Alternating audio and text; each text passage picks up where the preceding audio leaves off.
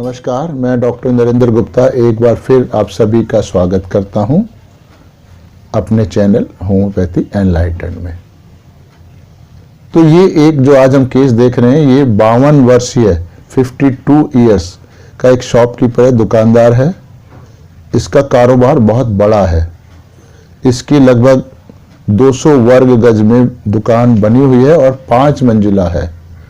हर floor पर, हर तले पर एक अलग किस्म का शोरूम है और बहुत सारे नौकर इसकी दुकान पर काम करते हैं।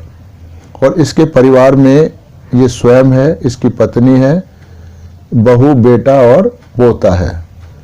बहू अपने मायके जा चुकी है और तलाक का केस इसका चल रहा है। इसको मेरे किसी पुराने रोगी ने इसकी परेशानी को देखकर मेरे पास इलाज के लिए भेजा है। उसका कहना है कि यह व्यक्ति हमेशा बहुत ही तनाव में रहता है।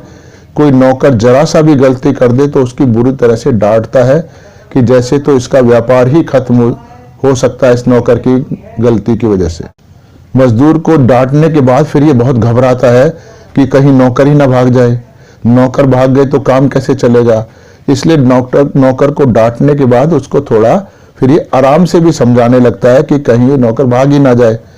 मैंने इस व्यक्ति को जीवन में कभी भी खुश होते हुए नहीं देखा है। ये वो मरीज बता रहा है जिसने इसको मेरे पास भेजा है। तो उसके द्वारा मेरा परिचय करवाए जाने के बाद भी 1 महीने पश्चात ये अपनी पत्नी के साथ मुझसे दवाई लेने आया है, जबकि यह मेरे क्लिनिक से लगभग 200 गज की दूरी पर ही रहता है। और ये शरीर से थोड़ा भारी व्यक्ति है, मोटा है। इसकी आवाज बहुत भारी है, तो बहुत भारी आवाज में बोलता है, मेरा ये गला खराब है। तो मैं पूछता हूँ कब से हो गया भाई? 5-6 दिन हो गए जी। नहीं, पत्नी इसकी बताती है, नहीं 1 हफ्ता हो गया। 5-6 दिन और 1 हफ्ते में कोई ज्यादा फर्क नहीं होता है। यहाँ पर दर्द हो रही है, मेरा मुंह फूला हुआ है, मतलब होठ के ऊपर और अंदर इसके छालों के कारण इसको सूजन आई हुई है।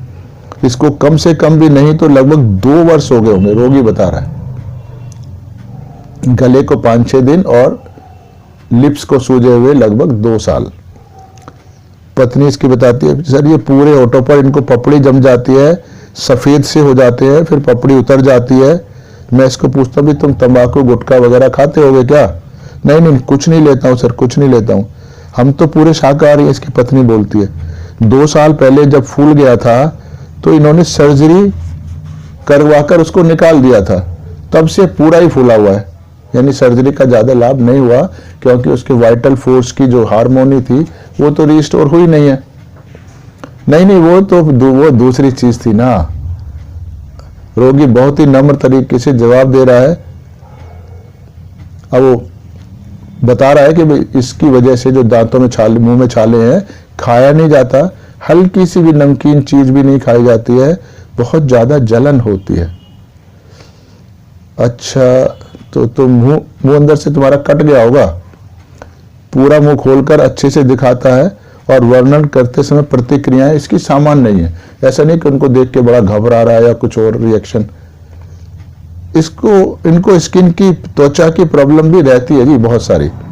रोगी तुरंत अपने कपड़े ऊपर करके अपनी टांगे और बाजू दिखाता है, जो कि एक्जिमा जैसी चीजों से भरी पड़ी है, उसमें जख्म बने हुए हैं। तो मैं पूछता हूँ ये कितने सालों से? और ये तो सब बहुत पुराना है, लगभग 8, 10, 12 साल हो गए होंगे जी। तो और मुंह की समस्या कितनी पुरानी है? क्या आपने इसका कुछ टेस्ट वगैरह नहीं करवाए हैं? टेस्ट करवाया था, पत्नी बता रही है। किसी ने बहम डाल दिया जी, मतलब किसी ने इसको कहा होगा कि टेस्ट करवा लो कि कहीं कैंसर आदि ना हो। तो लोग अपनी जुबान से गंदी समझे जाने वाली बीमारी का नाम तक नहीं लेना चाहते हैं, इसलिए इसने कहा जी किसी ने बहम डाल दिया। तो बहम किसका? कैंसर का बहम डाल दिया था, इसलिए टेस्ट कराए थे, पर सब कुछ ठीक था। रोगी इसके लिए मेडिसिन कई बार लिया जी, परंतु कुछ भी फर्क नहीं पड़ता है।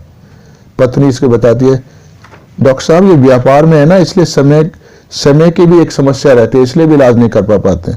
मैं पूछता हूँ कि क्या व्यापार है ऐसा? कपड़े का शोरूम है, परंतु व्यापार से ज्यादा तो सेहत जरूरी होती है। मैं इसको समझाता हूँ, इसका मतलब सेहत से ज्यादा व्यापार को महत्व देते हो। उसको ये मालूम है कि सेहत जरूरी है, परंतु वह उस पर ध्यान ना देकर व्यापार पर ज्यादा महत्व दे रहा है। डॉक्टर तो आज आप केवल मुंह की समस्या का इलाज करवाने आए हो अथवा पूरे शरीर के सिस्टम को ठीक करवाना चाहते हो? क्योंकि इसने केवल मुंह और गले की ही बात करी है और फिर वो चुप हो गया है, तो इसलिए मुझे लगा केवल इन्हीं से इसका कंसर्न है, बाकी पूरे शरीर अच्छी सेहत से इसका संबंध नहीं है। रोगी बड़े जोर और सकारात्मक प्रतिक्रिया देता है, जैसे तो उसके लिए पूरे शरीर का ठीक होना बहुत आवश्यक है। अब तो जी मैं पूरे शरीर का इलाज करवाना चाहता हूँ। मुझे किसी ने आपके बारे में बताया था, उनकी पूरी फैमिली ही आपसे इलाज करवाती है और वो हमारी दुकान पर माल सप्लाई करते हैं। फिर रोगी ने उस व्यक्ति के बारे में मुझको पूरी जानकारी दी, जिसने कि विस्तार से दी, ताकि मैं अच्छे से समझ जाऊं कि वो किस व्यक्ति के बारे में बात कर रहा है। जब उसको यह लगा कि मैं पूरी तरह से समझ गया हूं कि वह किस व्यक्ति के विषय में बात कर रहा है, तो उसको बहुत ज्यादा प्रसन्नता हुई। तो यह प्रसन्नता क्यों होती है? क्योंकि उसको लगता है कि डॉक्टर से मेरा एक नजदीकी रिश्ता बन गया है, अब मेरे से अच्छे से बात करेगा। यह इस बात का संकेत है कि रोगी को मुझसे काफी आशाएं हैं और मैं उसकी सभी आशाओं पे खरा उतरूंगा, यानी उसको ठीक कर दूंगा। अर्थात रोगी अब अपने स्वास्थ्य के प्रति भी चिंतित है। पत्नी बोलती है, सर इसको आपके पास आते आते भी हमें पूरा 1 महीना लग गया है, जबकि 4-5 मकान छोड़ के ही रहते हैं मेरे क्लिनिक से। बस व्यापार के समय ही नहीं मिलता जी। इनका बोलने का अंदाज बिल्कुल ऐसे होता है जैसे तो लोग मुझे एक बहुत बड़ा डॉक्टर मान रहे हैं और मेरे पास आकर इनकी इतनी प्रसन्नता हो रही है कि पता नहीं जैसे तो मैं इनका इलाज करके उनके ऊपर कितना बड़ा उपकार कर रहा हूं। यानी ये अपना जो दोनों का पति पत्नी इस ढंग से मेरे सामने व्यवहार कर रहे हैं, इसलिए मेरे सामने बहुत विनम्रता पूर्वक बात कर रहे हैं और उससे मुझे बहुत छोटा समझ रहे हैं अपने आप को मेरे सामने। मैं पूछता हूं, इस वक्त आप पूरे शरीर का इलाज करवाने की इच्छा लेकर आए हो? आजकल तो जी मुझे गले और मुंह की काफी दिक्कत हो रही है, तो मैंने सोचा कि इसके बहाने डॉक्टर साहब को दिखाकर पूरे शरीर का इलाज भी हो जाएगा। अर्थात यहां पर भी वो अपना व्यापारी वाला जो स्वभाव है वो मोल भाव दिखा ही रहा है। ये नेचर होती है इंसान की और इसी पे हमको प्रिस्क्राइब करना होता है। तो मैं पूछ रहा हूं भाई, परंतु पूरे शरीर का इलाज तो 2-4 दिनों में नहीं हो पाएगा। यहां मैं इसलिए कह रहा हूं कि मुझे ऐसे लग रहा है जैसे तो यह मेरी फीस देने में काफी आनाकानी करेगा, क्योंकि यह जो आया है वो ऐसे समय आया है जहां मैं चैरिटेबल मरीजों को देखता हूं कुछ समय के लिए, तो उस समय ये आया है और शायद उसी ढंग से अंदाज में ये शायद आया होगा। तो जिस व्यक्ति ने इसको मेरे पास भेजा है उसकी पूरी फैमिली पूरे साल की फीस मुझको एडवांस में देती है, क्योंकि दोनों जो चैरिटेबल हैं उन मरीजों को दवाई देने का मेरा तरीका बिल्कुल अलग होता है। उनको मैं इस सिस्टम से दवाई नहीं देता हूं जिस सिस्टम के मैंने केस वीडियो दिखाता हूं। वो एक नॉर्मल जैसे सभी होम्योपैथ करते हैं, थोड़ा थोड़ा उसी ढंग से चलते हैं जो हमने कॉलेज में सीखा है। दोनों का सिस्टम बिल्कुल अलग है। तो जो मैं ये वीडियो बना रहा हूं ये मेरे एडवांस जो सिस्टम है होम्योपैथी एनलाइटन, उस तरीके से इलाज करता हूं और उसी के वीडियो होते हैं सारे। चैरिटेबल वालों के नहीं होते हैं ये, क्योंकि उनमें आपको सिखाने के लिए कुछ होता नहीं है। वो तो आप भी ऑलरेडी होम्योपैथी सभी डॉक्टर कर ही रहे होते हैं, तो उनका वीडियो बनाने का कोई फायदा है नहीं। तो पत्नी और रोगी साथ ही बोलते, नहीं ये तो हमें पता है कि इनकी बीमारी ठीक होने में काफी समय लगेगा। पत्नी बोलती है, इनका गला तो जी बहुत ज्यादा खराब हो रहा है, इसका तो पहले कुछ हो जाए तो अच्छा रहेगा। मैं इससे पूछी, इतनी तबीयत आपकी खराब चलती है तो ऐसा अब क्या हुआ कि आपको पूरे शरीर का ख्याल आने लगा कि मतलब पूरे शरीर का इलाज करा लूं मैं? रोगी बोलता है, सर एलोपैथी से तो ठीक होता नहीं है और वो काफी समय से समझाते रहते थे कि मैं आपकी दवाई से पूरी तरह ठीक हो जाऊंगा। वो आपकी बहुत तारीफ करते हैं, इसलिए मुझको लगा कि मैं अब आपसे पूरी बॉडी का इलाज करवाऊं। मतलब जिसने मेरे पास भेजा है उसकी बात कर रहा है। तो आपकी और चीजें जैसे भूख प्यास नींद वगैरह कैसी है? पत्नी बोलती है, पत्नी की तरफ का जैसे मैंने सवाल तो मरीज से किया है पर ये पत्नी की तरफ ऐसे देखता है जैसे तो उसका समर्थन चाहता है कि जो कुछ कह रहा है वो सब सत्य है। भूख तो मुझको ठीक ही लगती है ना, ऐसे पत्नी से पूछता है। नींद कैसी है? नींद अच्छी नहीं आती सर। इतने बात कहकर वो चुप हो जाता है जैसे ये इसका दुखती रग है। ऐसी क्या बात है भाई जो नींद नहीं आती आपको? सर ये टेंशन में बहुत ज्यादा रहते हैं, पत्नी बोलती है। परंतु रोगी तो अभी भी सोच में ही पड़ा हुआ है कि वो क्या जवाब दे। इनको टेंशन होती रहती है जी, कभी मजदूरों की टेंशन हो जाती है तो कभी घर की हो जाती है। इसलिए तो मैं पूछ रहा हूं कि सब बातें, क्योंकि आदमी बिना वजह बीमार नहीं होता है, उसके मन पर कुछ ना कुछ तो दबाव चल ही रहा होता है। इसलिए आप अच्छे से डिटेल में मुझे सब बातें बताओ, तभी आपका इलाज हो पाएगा। रोगी, कभी दुकान के वर्कर की समस्याएं होती हैं जी, तो कभी डीलरों की टेंशन है।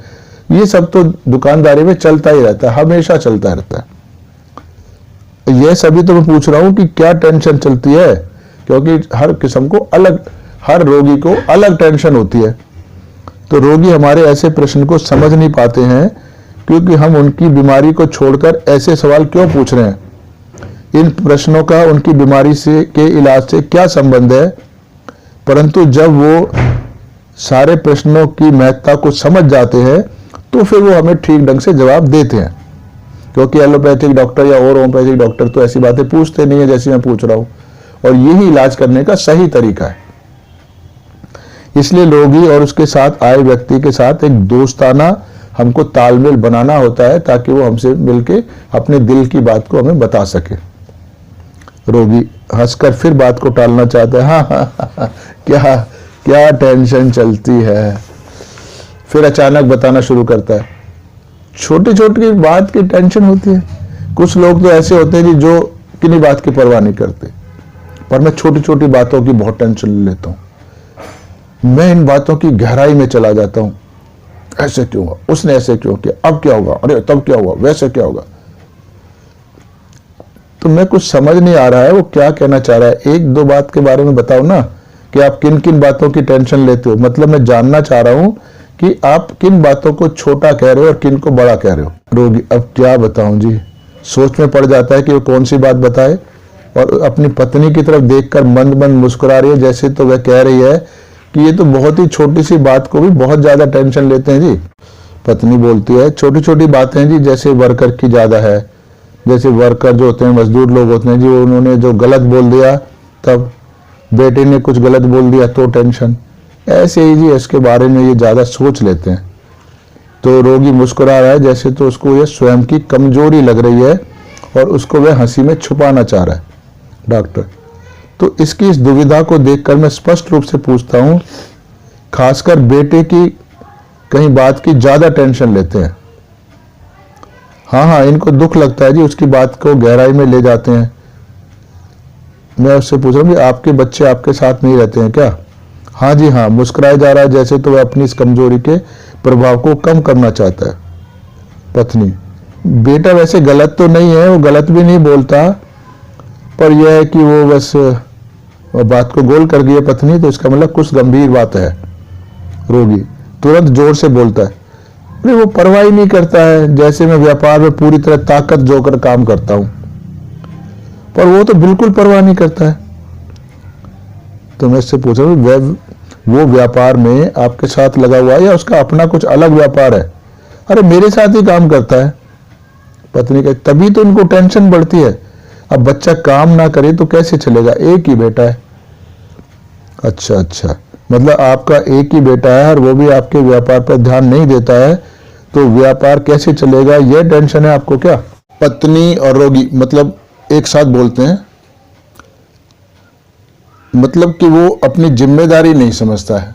दोनों पति पत्नी एक साथ बोलते हैं, जैसे तो दोनों ही बहुत ज्यादा उससे दुखी हों। रोगी कह रहा है, इससे मुझे यही डर लगा रहता है कहीं व्यापार ही ना खत्म हो जाए। मैंने 35 साल तक इतनी मेहनत करके इतना बड़ा व्यापार खड़ा किया है, तो वो ही ना खत्म हो जाए। इतने सालों में हम इतनी ऊंचाई पर पहुंचे हैं, तो आदमी ऊंचाई पर पहुंचकर नीचे कोई नहीं गिरना चाहता है, उसी ऊंचाई पर आदमी बने रहना चाहता है। मतलब कि ये रोगी कहना चाह रहा है मेरे से कि उसका जो बना बनाया व्यापार है वो लड़के के कारण, लड़के की लापरवाही के कारण या किसी और कारणों से बिल्कुल ही खत्म ना हो जाए। पत्नी बोलती है, इनको ऐसा डर तो बहुत ज्यादा रहता है, इसके लिए अब भी यह मेहनत बहुत करते हैं, परंतु इतनी मेहनत करने के लिए इनका शरीर भी तो इनका साथ दे। मतलब वो कहना चाहती है कि ये व्यक्ति जो है शरीर से तो कमजोर अपने आप को समझने लगा है, वो ताकत नहीं बची है उम्र के हिसाब से, परंतु जो काम करने का जज्बा है वो इसमें अभी बहुत ज्यादा है, क्योंकि ये व्यापार को अपने बचाए रखना चाहता है। ये अपने व्यापार को लेकर बहुत ही ज्यादा मेहनत करते हैं, पर इनकी सेहत इनका साथ नहीं देती है। मतलब जितनी मेहनत व्यापार में करनी चाहिए और ये करते हैं, उतनी ताकत इसके अंदर नहीं है, ऐसा पत्नी बता रही है। इसलिए इनका शरीर ठीक रहे तो व्यापार भी कर पाएंगे। मैं इससे पूछता हूं, भाई इतना बड़ा व्यापार है और उसको सही सलामत बनाए रखने की इतनी बड़ी चिंता तुमको आखिर क्यों है? सब कुछ तो ठीक चल ही रहा है। तो आपके घर में केवल 4 लोग ही तो हैं, घर में और कोई टेंशन रहती है क्या? मतलब मेरे को शक हो रहा है कि व्यापार के अलावा भी इस आदमी को कुछ और टेंशन होगी। पत्नी बताती है ठीक ही रहता है वैसे तो, कभी कैसा तो कभी कैसा, ऐसे नहीं कि वो वैसे नहीं है। मतलब यह है कि उनको कोई अपना दोष नहीं है, ऐसा कोई छुपाना की कोशिश पत्नी इसकी कर रही है। मतलब कि घर में भी लड़ाई झगड़ा तो रहता ही है, उसकी भी टेंशन इस रोगी को बहुत है। और रोगी चुपचाप बैठा हुआ निरंतर मुस्कुराए चला जा रहा है, जैसे तो वो अपनी इस मुस्कुराहट में अपने परिवार की टेंशन को मुझे नहीं बताना चाहता और सब बात को हल्के में उड़ा देना चाहता है। मेरा मतलब पत्नी इसकी कहती है, मेरा मतलब मारते पीटते नहीं है, पर मतलब बेटा बहुत लापरवाह है, पर मतलब बेटा बहुत लापरवाह, मारते पीटते तो नहीं है कि बेटे को टेंशन है क्योंकि वो लापरवाह बहुत है, और टेंशन है क्योंकि वो लापरवाह बहुत है। मैं पूछता हूँ घर में तो सब ठीक ठाक है ना? पूछता हूँ घर में तो सब कोई वर्कर्स वगैरह या किसी व्यापार या कोई वर्कर्स वगैरह या किसी व्यापार की तुमको और किस्म की टेंशन तो नहीं? रोगी खुलकर बताने लगता है। अब रोगी की जब लग रहा है कि शायद इनके काम की, जब उसको लग रहा है कि शायद बार काम जोर दे रहे हैं तो अब खुल के बार-बार इस पे जोर दे रहे हैं, तो अब खुल के समझो कि काम के प्रति कोई लापरवाही होता है तो वो मुझसे बर्दाश्त लापरवाही बताए तो वो मुझसे बर्दाश्त नहीं होता। इतना बोलने में भी वे बहुत ज्यादा, इतना बोलने में भी वो बहुत ज्यादा, जैसे तो व्यापार का रोगी है बहुत ही ज्यादा, तो व्यापार सजग है, बहुत ही ज्यादा सजग है, सेंसिटिव। जैसे मैंने किसी वर्कर को, मतलब जैसे मैंने किसी वर्कर को, और वो अपनी ड्यूटी को ठीक ढंग से नहीं कर रहा है, और वो अपनी ड्यूटी को ठीक ढंग से नहीं कर रहा है, मैं उसको देख रहा हूँ कि ये ठीक ढंग से नहीं कर रहा है, मैं उसको देख रहा हूँ कि मुझसे बर्दाश्त नहीं होता है, तो ये मुझसे बर्दाश्त नहीं होता है। एकदम से उसको डांट देता हूँ, एकदम से उसको डांट देता हूँ, महसूस होने लगता है के बाद मुझको महसूस होने लगता है या तो मैंने अच्छा नहीं किया, या तो मैंने अच्छा नहीं शुरू हो जाती है अंदर, एक घबराहट सी शुरू हो जाती है अंदर, कैसे चलेगा कि कहीं ये भाग गया तो व्यापार कैसे चलेगा। अच्छा इन्हीं चिंताओं के कारण आपको नींद, अच्छा इन्हीं चिंताओं के कारण 6-7 घंटे सो लेता हूँ, पर उससे भी कहीं जाग गया कभी सो गया, ऐसे रहता है। मतलब पक्की नींद नहीं आती है, बस ऐसा होता ही रहता है बस। वैसे कभी कभी अच्छी नींद भी आती है, ऐसा नहीं है कि हमेशा खराब ही रहती है। पहले मुझको बहुत अच्छी नींद आती थी जी। एक बार सन 2002 में हमारे घर में बहुत भयंकर आग लगी थी, सब कुछ जलकर खत्म हो गया था। उस समय हम रात को सो रहे थे, आग रात के 2 बजे के करीब लगी थी। उससे मेरे दिल में एक दहशत बैठ गई है, यानी पूरे घर के सभी सदस्य बिल्कुल गहरी नींद में सोए हुए थे। दहशत केवल इसी के दिल में बैठी है, जबकि आग तो सभी, घर तो वो सभी का है। जैसे अब जरा सी भी आवाज आती है तो तुरंत ही मेरी आंख खुल जाती है, डर लग जाता है कि कहीं कुछ गड़बड़ तो नहीं हो गई। पर पहले से धीरे धीरे डर कुछ कम तो हो गया है, पर अभी मेरी वो दहशत खत्म नहीं हुई है। तो 2002 से 2017, यानी जब ये केस लिया जा रहा है, 15 सालों में आपकी ये दहशत अभी खत्म नहीं हुई क्या? हाँ, पर पहले से कुछ कम तो हो गई है। अभी भी डर बना रहता है कि दोबारा आग न लग जाए या फिर कोई हादसा ना हो जाए, अर्थात कहीं फिर बना बनाया सब कुछ नष्ट ही ना हो जाए।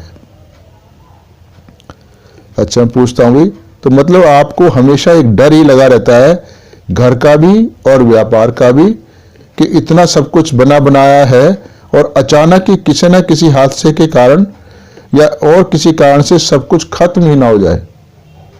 हाँ, यह डर तो मुझको हमेशा ही रहता है, इसकी ही टेंशन बनी रहती है, क्योंकि आग थी ही बहुत भयंकर, सब कुछ जलकर खत्म हो गया था। तो रोगी के साथ हुए इस वार्तालाप, उसके हाव भाव को समझते हुए मैंने जो रूब्रिक बनाए हैं उनको मैं बता देता हूं आपको। absorbed, buried in thoughts, horrid. Anxiety, business about, prosperous though. Cheerfulness, gaiety, happiness, tendency when constipated. Delusion, poor he is.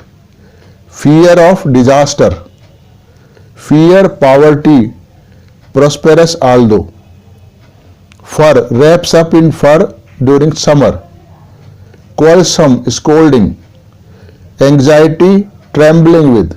ये कुछ रूब्रिक मैंने इसके लिए थे। तो इन्हीं रूब्रिकों के आधार पर मैंने इसको सोराइनम दवाई का चुनाव किया और सोराइनम दी गई इसको। लेकिन अब मैंने इस समय सोराइनम का दवा चुनाव तो कर लिया, पर इसको मैंने सोराइनम प्रिस्क्राइब नहीं करी थी। तो प्रिस्क्राइब सिंपल मेडिसिन ही रूटीन वाली करी इसको, क्योंकि इसने कहा कि मुझको चैरिटेबल वाली दवाई दे दो। इतना बड़ा बिजनेसमैन, इतनी बड़ी समस्याएं, और मुझको चैरिटेबल में दवाई मांग रहा है। तो इतने घंटे का मैंने केस लिया। तो इससे थोड़ा सा दिमाग में लगता है कि यार इसका इलाज ऐसे कैसे किया जा सकता है। तो इतना अमीर व्यक्ति को बिना फीस के मैं दवाई देना उचित नहीं समझता। ऐसा व्यक्ति जो फीस दे नहीं सकता है, उसकी मदद के लिए बिना फीस के दवाई देना मैं उचित समझता हूँ। पर अमीर आदमी को, साधन संपन्न आदमी को, जो पर डे की आमदनी कई हजार रुपए रोज है, तो उसको बिना फीस के सिर्फ 5, 7, 10 रुपए में दवाई देना, वो मेरे ख्याल से चैरिटी का भी अपमान है। तो इसलिए दवाई मैंने इसको दी नहीं। अब तो 11 फरवरी को फिर ये 11 फरवरी 17 को मेरे पास आता है। तो आज ये मेरे उस मरीज से बात करके आया, जिस मरीज ने इसको मेरे पास भेजा था, इसने उसको जाके बात करी और उसके बाद आया ये। उसने कहा कि डॉक्टर साहब तो इतनी ज़्यादा फीस मांग रहे हैं, उसके कहने पर कि हम सब लोग फीस देते ही हैं, आप भी उनकी मांगी हुई फीस दे दो, तभी आपका इलाज अच्छा हो पाएगा। इसलिए अब 2 दिनों बाद वो दवाई लेने आया है, तथा अभी भी इसने सबसे छोटा पैकेज लिया है। यानी ये पैसा खर्च करने में बिल्कुल भी इंटरेस्टेड नहीं है, जबकि इतना ज्यादा पैसा कमाता है और आगे पीछे भी इसका कोई है नहीं, एक ही बेटा है, और वो भी इसकी सुनता नहीं है। अच्छा, रोगी बताता है, आप मुझे अभी तो 6 महीने का ही पैकेज दे दो, परंतु अभी 2 दिन की दवाई खाने से गले में कुछ फर्क नहीं पड़ा है। वो तो पढ़ना भी नहीं था, हमें भी मालूम था पढ़ना नहीं है। ये फ्री की दवाई मांगेगा तो डॉक्टर पागल थोड़ी है जो उसको देगा। और मेरा सारा मुंह भी अंदर से फूला हुआ है, मानसिक परेशानी भी बनी रहती है, और मेरा बीपी भी बहुत बढ़ा हुआ है। बहुत ज़्यादा तो बढ़ा हुआ नहीं है, पर फिर भी बहुत बड़ा, मैं समझता हूँ बहुत बड़ा ही हुआ है, बड़ा ही रहता है। मतलब थोड़ा कंफ्यूज सा है कि क्या बड़ा है नहीं बड़ा है। मतलब इसको ये क्यों बता रहा है, इसको लगता तो है बढ़ा हुआ है, पर बढ़ा हुआ कह देंगे तो डॉक्टर पता नहीं कितनी फीस और मांग लेगा, इसलिए ये कभी बढ़ा कभी नहीं बढ़ा ऐसा बोल रहा है। तो मैं उसको पूछता हूँ भी आपको उसके लिए क्या दवाई वगैरह खाते हो बीपी के लिए? हाँ जी खाता हूँ, पर मैं रोज नहीं खाता हूँ, पर बीपी मेरी काफी ज्यादा महसूस होता है तब खाता हूँ, रोज नहीं खाता। रोज खाना भी इसके लिए ये नहीं कि आदत पड़ जाएगी, बल्कि एक वेस्टेज समझता है ये। तो मैं पूछता हूँ कि क्या डॉक्टरों ने कहा है कि आप कभी कभी गोली खाओ, रोज नहीं खाओ? अरे डॉक्टर ने तो हर रोज खाने को कहा, पर मैं कभी कभी खाता हूं। तो मैं आपसे झूठ क्यों कहूंगा? झूठ कहेगा भी तो मेरे को क्या फर्क पड़ने वाला है, दवाई गलत हो जाएगी, बात खत्म होगी, तो मुझे थोड़ी फर्क पड़ेगा। तो ये जो हंसा है, ये इस गलत आदत को छुपाने के लिए हंसा है कि मैं इसको कोई टॉन्टिंग ना करूं। मैं इससे पूछता हूँ अगर आप गोली नहीं खाते हो तो तुम्हारा ब्लड प्रेशर कितना बढ़ जाता है, किस रेंज तक जाता है? अपनी पत्नी को तरफ देखता है, बोलता है जैसे तो ये पत्नी की सहमति जाता है कि उसका बीपी ज्यादा नहीं बढ़ता है, यही कोई 160 110 तक रहता है। मतलब इसको ये बहुत गंभीर नहीं मान रहा है, लग रहा है कि सामान्य ये तो इतना ही रहता है, इससे ज्यादा बढ़ता है तो गोली खाता है। तो इतना बीपी तो काफी ज्यादा माना जाता है, इसलिए आप हर रोज दवाइयां खाइए। जैसे जैसे हमारी होम्योपैथिक दवाई आपके शरीर को सुधारती जाएगी तो आपके बीपी की खुराक अपने आप कम होती जाएगी, और हो सकता है कि दवाई कुछ दिनों के बाद पूरी तरह से छूट भी जाए, यानी बीपी वाली दवाई छूट जाए। क्योंकि जब शरीर स्वस्थ हो जाएगा तो गोली की जरूरत नहीं पड़ेगी। पर एकदम से बीपी की गोली को बंद करना, ऐसे और बहुत सारी एलोपैथिक दवाइयां होती हैं जो नियमित रूप से रोगी खा रहे होते हैं, उनको एकदम से बंद नहीं किया जाता, बल्कि इलाज होम्योपैथी का लेने को कहा जाता है, जिससे कि उसका शरीर अंदर से ठीक हो जाए, और ठीक होने के बाद तो अपने आप ही एलोपैथी की जरूरत उसको कम पड़ेगी या नहीं पड़ेगी। और अगर आप दवाई नियमित रूप से नहीं खाओगे तो आपका शरीर धीरे धीरे नष्ट होता जाएगा। इस पर रोगी हंसता है, जैसे तो उसको विश्वास ही नहीं हो रहा कि उसका शरीर धीरे धीरे नष्ट हो जाएगा दवाई न खाने से। तो इस रोगी को अपने शरीर से ज्यादा अपने व्यापार के खराब होने की चिंता है। शरीर को मेंटेन रखने के लिए कुछ कर नहीं रहा, व्यापार को मेंटेन रखने के लिए घुला जा रहा है चिंता में रोगी। मुझे सबसे ज्यादा तो मुंह की समस्या है, और पैरों में भी थोड़ा बहुत जो दर्द रहता है उसकी समस्या भी है, और दिमाग की टेंशन भी बहुत ज्यादा है। मतलब मैं हमेशा अनसिक्योर यानी असुरक्षित महसूस करता रहता हूं हमेशा ही। मैंने कहा ऐसा क्यों भाई, ऐसा क्या बात है? हमेशा डर सा बना रहता है कि ये हो जाएगा, वो हो जाएगा, ऐसा ना हो जाए, ऐसा हो गया तो कैसा होगा, वैसा ना हो जाए। इससे मेरा समय बहुत ज्यादा खराब हो जाता है कि मैं तो हमेशा ही सोचता रहता हूं, दिमाग हमेशा चलता ही रहता है, दिमाग शांत नहीं रहता है। पत्नी बोलने लगती है, ये बहुत छोटी छोटी सी बातों से टेंशन ले लेते हैं, अपनी सेहत की तरफ तो बिल्कुल ध्यान नहीं देते, पर व्यापार की टेंशन ये बहुत ज्यादा लेते हैं। तो जो भी अभी वार्तालाप हुआ और जो पुराना वार्तालाप था उसके हाव भाव को, यानी दोनों बार जो ये आया है उसकी टोटल पिक्चर को देखते हुए इसको हमने सोराइनम 200 का चुनाव, दवाई का चुनाव किया, वो इसको खिलाई गई। 20 फरवरी 2017 को फिर आता है जी, अभी तो कोई खास फर्क नहीं पड़ा है, पर अंदर से मेरे को ऐसे लग रहा है कि तबीयत मेरी थोड़ा ठीक है, थोड़ा सा खुशी खुशी सी मुझको लग रही है। मतलब मैं इसको कहता हूँ कि जब फर्क नहीं पड़ा, तबीयत थोड़ा अच्छी लग रही है, खुशी खुशी लग रही है, तो ये फिर दोनों बातों में मतलब क्या हुआ आपका? चुप रहता है, जैसे इसको मेरी बात समझ नहीं आई है, इसलिए मैं बात को आगे बढ़ाता हूँ। अच्छा, आपको नींद कैसी आई है? नींद तो ठीक आई है जी, पर कल नींद फिर नहीं आई। बीपी की गोली तो मैं रोज खा रहा हूँ। अब नींद सही आना, मैं उसको बताता हूँ कि नींद अगर आ जाती है हमारी होम्योपैथिक दवाई के बाद, तो ये हमारी सही दवाई होने का बहुत ही बड़ा प्रमाण है। इसलिए अभी इसको इसी दवाई पर रखा गया है। तो अब ये 1 महीने के बाद दोबारा आते हैं 20 मार्च को। मैंने बीच में जी एलोपैथिक दवाई खाई, क्योंकि मुझे जुकाम खांसी बुखार हो गया था। इसने लोग ये समझते हैं कि जुकाम जो भी एक्यूट कंडीशन आए उसके लिए एलोपैथी खाओ, जो पुरानी बीमारियां हैं उसके लिए होम्योपैथी खाओ। तो ये सोच जो है समाज की, इस कारण से ये मेरे पास जब ये बीमार पड़ा तो उसकी दवाई लेने नहीं आया था। अब वो चीजें इसकी कुछ ठीक हुई हैं तो फिर ये आ गया है कि भाई हमारी पुरानी बीमारियों का इलाज शुरू कर दो आप। पर अच्छा होम्योपैथ उन एक्यूट कंडीशन को भी बड़े अच्छे से मैनेज कर लेता है और एलोपैथी से भी ज्यादा फास्ट कर लेता है। तो मैं रोगी को समझाता हूं कि भाई जब कभी भी ऐसी बीमारी आए, मतलब एक्यूट बीमारी आए, तो आप एलोपैथी नहीं खाओ बल्कि हमारे पास आओ, हम आपको एलोपैथी से ज्यादा जल्दी ठीक करेंगे। इस प्रकार इलाज के दौरान बीमारी का आना भी इलाज का ही एक अंश होता है। इसलिए बीपी की गोली के अलावा कोई और दवाई कभी भी आप नहीं खाओ। अच्छा, मुझे अभी कमजोरी काफी महसूस हो रही है, क्योंकि जो भी इसके बुखार जुकाम खांसी आए थे उसके बाद एलोपैथी के ट्रीटमेंट के बाद कमजोरी रह जाती है। तो ये उसी कमजोरी की बात कर रहा है। तो अभी इसको रूटीन पे रखा है। तो 3 मार्च 2017 को ये फिर आता है जी। बाकी तो सब कुछ ठीक है, पर मेरी खुजली नहीं जा रही, मुंह भी ठीक है, नींद भी अच्छी आ रही है, मन भी मेरा शांत रहता है। इसकी पत्नी एकदम बोलती है, यार ये चिंता विंता नहीं करते हैं जी, तो मस्त हो गए। पहले तो बहुत टेंशन लेते थे, जिससे नींद नहीं आती थी, अब तो उनको नींद भी बड़ी अच्छी आती है। तो अभी भी इसको दवाई को हमने बदला नहीं है।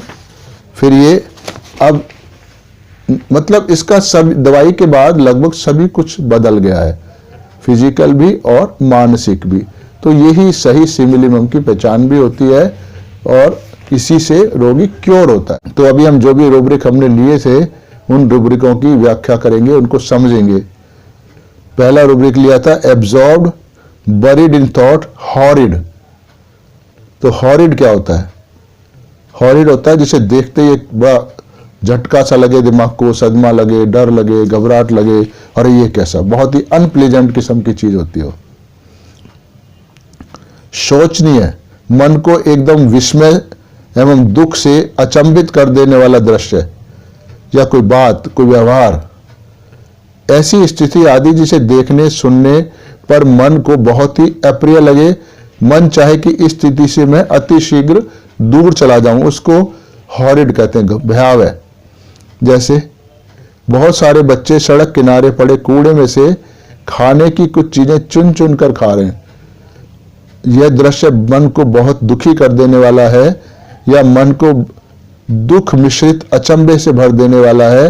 अरे हमारे देश में आज भी बच्चों की इतनी अधिक दुर्दशा कि कूड़े में से खाना बीन के खा रहे हैं, तो एकदम मन शौक में आ जाता है। इस व्यक्ति ने अपना व्यापार 35 वर्षों की कठोर मेहनत से खड़ा किया है। अब जब यह बुजुर्ग एवं कमजोर होता जा रहा है तो यह आशा रखता है कि इसका इकलौता पुत्र इसके व्यापार को अच्छे से संभाले, परंतु इसका पुत्र व्यापार के प्रति बिल्कुल ही लापरवाह है। यह सब कुछ देख सुनकर इसको एक ही प्रकार के विचार आते रहते हैं कि कहीं इसका बेटा इसका व्यापार पूरी तरह से खत्म ना कर दे। ये विचार इसके लिए बहुत भयावह है, हॉरिड है, क्योंकि वह ऐसी अप्रिय स्थिति यानी व्यापार खत्म होने वाली स्थिति उसको आने नहीं देना चाहता, इसलिए ये विचार हॉरिड है और सारा दिन इसी में खोया रहता है। एक और रूब्रिक लिया था एंग्जाइटी बिजनेस अबाउट ऑल दो प्रॉस्पेरस। तो प्रॉस्पेरस का मतलब समृद्ध, संपन्न, खुशहाल, जिसकी तरक्की हो रही है। ऑल दो माने हालांकि, तो यानी हालांकि व्यक्ति का व्यापार बहुत अच्छे से चल रहा है, जैसा इसने खुद भी बताया, फिर भी इसको अपने व्यापार की चिंता लगी रहती है, अर्थात अच्छा खासा चलता हुआ व्यापार कहीं एकदम खत्म ना हो जाए। और ऐसा विचार आने के कुछ छोटे मोटे कारण अवश्य ही सामने दिख रहे होते हैं। ऐसा नहीं है कि कोई भी कारण नहीं है फिर विचार आ रहा है, तो पर ये कारण उतने बड़े नहीं है जिसके कारण इतना ज्यादा डरा जाए, तो छोटे छोटे कारण हैं, परंतु ये कारण इतने शक्तिशाली नहीं होते हैं कि इनको ये फलते फूलते व्यापार को ही खत्म कर दें। मैं एक उदाहरण देता हूं। जैसे व्यक्ति अपने चलते व्यापार को चलाए रखने के लिए बहुत ज्यादा मेहनत करता है, क्योंकि उसको डर बना रहता है कि कल को उसका कोई और अन्य प्रतिद्वंदी ना आ जाए, अथवा सरकार कोई नई पॉलिसी उनके व्यापार के विरोध में ना बना दे, जिसके कारण उसको व्यापार करना ही मुश्किल हो जाए या खत्म हो जाए। तो इस व्यक्ति की अधिकतर चिंताएं काल्पनिक होती हैं, परंतु इन चिंताओं का वास्तविक कारण भी उसके सामने उपस्थित रह सकता है। ऐसा नहीं है कि बिल्कुल जीरो कारण है और फिर भी चिंता कर रहा है कि व्यापार नष्ट हो जाएगा, कुछ हल्के फुल्के कारण इसको दिख भी रहे हो। इसीलिए सोराइनम व्यक्ति अपने अच्छे दिनों में भी बहुत ज्यादा मेहनत करता ही रहता है ताकि उसकी अच्छी स्थिति बनी रहे। वह कभी भी अपनी स्थिति से पूर्णतः संतुष्ट नहीं होता है, उसको कोई ना कोई कमी जीवन में अखरती रहती है, यानी पुअर फीलिंग। तो डेल्यूजन पुअर ही इज, उसी लिए लगा रहता है कि अभी तो ये कम है। तो इस रोगी का पुत्र काम पर ध्यान नहीं देता, यह इस व्यक्ति को चिंताग्रस्त होने का मुख्य कारण है। इसीलिए बिगड़ती सेहत के बावजूद भी यह व्यक्ति व्यापार पर बहुत ज्यादा ध्यान देता है, यहां तक कि इस उम्र में भी उसने एक और नया व्यापार शुरू कर दिया है कि अगर मेरा एक व्यापार खराब हो जाएगा तो दूसरा तो चलता रहेगा। ऐसे तो दूसरा भी खराब हो सकता है, तीसरा भी हो सकता है, तो ऐसे तो कोई सीमा होती नहीं है, और चलने को एक व्यापारी बड़ा अच्छा चल सकता है। तो ये बिना वजह के डर है। तो यह रोगी अपना दूसरा व्यापार अपने पुत्र को सौंप देना चाहता है कि पुत्र अपने व्यापार में व्यस्त रहे और उसके व्यापार में कोई खराबी ना पैदा करे, यानी वो लड़का अपना बिजनेस संभाले और ये अपना संभाले। उसका अगर खराब भी होता है तो उसका होगा, ना कि मेरा होगा। एक और उदाहरण लेते हैं। एक व्यक्ति जिसको कभी कभी छींके आती हैं, फिर भी वह बहुत ज्यादा परहेज कर रहा है कि डॉक्टर से इलाज भी करा रहा है और बताता रहता है कि छींके कहीं दमे में ना बदल जाएं, इसलिए ये उस छींकों का ही इलाज कराता है इस डर से कि दमा ना हो जाए। हालांकि सबको छींक आने पर दमा नहीं होता है। हालांकि इसको सभी समझाते हैं कि भाई ये मामूली छींकें हैं, इनमें कभी भी दमे का रोग तुमको नहीं लग सकता, परंतु यह व्यक्ति नहीं मानता, इसका डर बना ही रहता है और अपना इलाज ये करवाता रहता है। अतः हम कह सकते हैं कि सोराइनम व्यक्ति प्रयास करता रहता है कि कम से कम उसकी जो ये वर्तमान अवस्था है वो बनी रहे, अगर इससे भी ज्यादा खराब स्थिति में जाने से वो बचा जा सके। तो वर्तमान स्थिति को खराब नहीं करना चाहिए। Carefulness, gaiety, happiness tendency when constipated, इस का मतलब हुआ अर्थात जब व्यक्ति को कब्ज रहती है तो वो प्रसन्न रहता है। तो ये कब्ज वो स्टूल वाली नहीं है, उसको समझते हैं। कॉन्स्टिपेशन का मतलब होता है, अंग्रेजी में बता रहा हूं मैं, unable to easily release solid waste from your body. दूसरा इसका दिया हुआ है unable to have a bowel movement easily still. अब ये इसका असली मतलब है जो हम लेंगे, स्टिल्ड और स्लॉजी इन अपीयरेंस, एक्सप्रेशन और एक्शन, यानी जहां कोई व्यक्ति कोई चीज ठहर गई है। तो आंतों में कॉन्स्टिपेशन क्यों होती है? क्योंकि आंतों का मूवमेंट, उनकी जो गति है वो धीरे धीरे स्लो डाउन हो जाती है, जिससे खाना आगे की तरफ नहीं सरकता है, वहीं का वहीं अटक जाता है। तो इसलिए इसको कॉन्स्टिपेशन कहा गया, जहां उसकी गति रुक के चीजें ठहर गई हैं वहीं की वहीं। तो इस कब्ज शब्द का मानसिक रूब्रिक के रूप में दिया गया ये। तो इसे इसका आंतों की गतिविधि से कोई सीधा संबंध नहीं है, परंतु साधारणतः जिस प्रकार हम प्रायः कब्ज शब्द का प्रयोग करते हैं, ठीक उसी संदर्भ में मानसिक कब्ज को भी समझेंगे। तो सामान्य भाषा में हम कब्ज का क्या मतलब समझते हैं? कब्ज हम सामान्य भाषा में समझते हैं कि जब पेट साफ नहीं होता है, अर्थात आंतों से मल बाहर नहीं फेंका जाता है। इसका कारण है कि आंतों की गति में शिथिलता यानी स्लोनेस आ गई है, जिसके कारण आंतों में फंसा हुआ मल अपनी ही जगह पर रुका रहता है, आगे नहीं सरकता है। अतः कब्ज का अर्थ है कि एक ही जगह पर अड़ जाना या अटक जाना, उसकी सामान्य रूप से होने वाली गति का एक जगह रुक जाना, अथवा बहुत ही ज्यादा धीमा पड़ जाना, यानी गति से जुड़ा हुआ ये कब्ज का। तो मानसिक रूप में ठीक यही स्थिति होती है कि स्थिति जहां की तहां ठहर जाए, उसमें गति ना हो, तो फिर ये खुश रहता है, यानी या तो उसका व्यापार उसी स्थिति में बना रहे या अच्छी स्थिति में जाए। तो कैलकेरिया कार्प और सोराइनम रोगी दोनों ही अपनी स्थिति से नीचे आने से बहुत ज्यादा घबराते हैं। इसलिए स्थिति में चाहे सुधार ना हो, परंतु स्थिति वर्तमान स्वरूप से और ज्यादा खराब नहीं होनी चाहिए। कैलकेरिया तो स्थिति के खराब होने की हल्की सी संभावना से भी घबरा उठता है, started at the prick of needle. और ऐसा होने पे तुरंत ही स्थिति को सुधारने के लिए और उनको वापस अपनी पुरानी अवस्था में लाने के लिए बिल्कुल एक बदहवाशी से कार्य शुरू कर देता है, डेलीरियम, लाइट डिजायर फॉर। परंतु सोराइनम एक ही बात से खुश रहता है कि चलो उसकी स्थिति जैसी की तैसी बनी हुई है, यथावत बनी हुई है, और ज्यादा खराब तो नहीं हो रही। अच्छी अवस्था में भी उसको डर सताता रहता है कि स्थिति खराब ना हो जाए। इसलिए सोराइनम अपनी स्थिति को यथावत माने जैसी है वैसी की वैसी, यानी कॉन्स्टिपेटेड बनाए रखने का प्रयास करता रहता है। दोनों ही दवाइयां कैलकेरिया और सोराइनम अपनी स्थिति के यथावत मतलब जैसी है वैसी की वैसी बनी रहने पर ही प्रसन्न रह पाते हैं। जरा सी खराबी की आशंका भी दोनों व्यक्तियों को के दिलों में घबराहट पैदा कर देती है। Delusion poor he is. तो लेकिन सोराइनम एक ही बात से खुश रहता है कि चलो भाई उसकी स्थिति अब जैसी थी वैसी तो बनी हुई है और ज्यादा खराब तो नहीं हो रही है। अच्छी अवस्था में भी उसको डर सताता कि स्थिति और खराब ना हो जाए। इसलिए सोराइनम अपनी स्थिति को यथावत यानी जैसी है वैसी की वैसी यानी कॉन्स्टिपेटेड बनाए रखने का प्रयास करता रहता है। तो दोनों ही दवाइयां अपनी स्थिति को यथावत एज इट इज बने रहने पर ही प्रसन्न रह पाते हैं। जरा सी खराबी की आशंका भी दोनों व्यक्तियों के दिलों में घबराहट पैदा कर देती है। डेल्यूजन पुअर ही इज, जिसको किसी न किसी चीज की कमी का एहसास बना रहता है उसको पुअर कहते हैं। तो इस रोगी को भी अपनी शारीरिक शक्ति के कम होने का आभास बना हुआ है। मैं व्यापार के लिए सर मेहनत तो बहुत करता हूं, पर शरीर साथ नहीं देता है।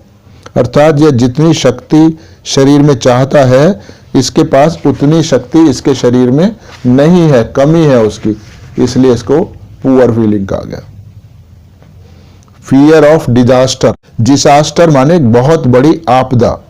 तो यानी बहुत बड़ी आपदा, प्राकृतिक आपदाएं जैसे आती हैं, भूकंप, सुनामी वगैरह, ऐसी किसी बड़ी विपत्ति के आने का डर इसको सताता रहता है। तो आपदा एक ऐसी घटना को कहते हैं जो अचानक आती है और बहुत अधिक विध्वंसक, विनाश कर जाती है।